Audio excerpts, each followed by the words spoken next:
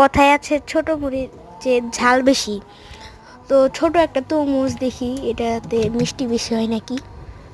তরমুজটা ভ্যানের তরমুজ, তরমুজটা অনেক ছোট।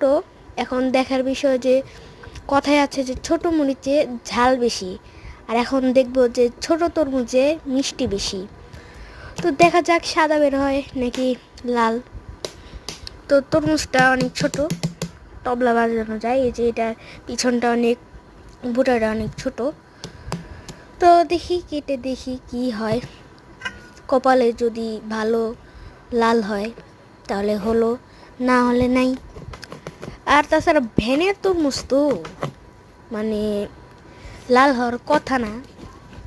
তো দেখি যে কি বের হয়। যদি লাল হয় তাহলে আলহামদুলিল্লাহ, না বের লাল যদি না বের হয় তাহলে এটা আর কি, কপাল। এই তো মাশাল্লাহ লাল বের হয়েছে, প্রচুর লাল বের হয়েছে। ভ্যানের তরমুজের মানে ভ্যানের যে এটা তরমুজ কেউ বলতে পারবে না। তো এবার তো রোজার মাস না, একদম খেয়ে টেস্ট করে ফেলি, আর আপনাদের রিভিউটা তাড়াতাড়ি দিয়ে দিই। তো এই যে খাই, তরমুজটা খেতে অনেক মজা,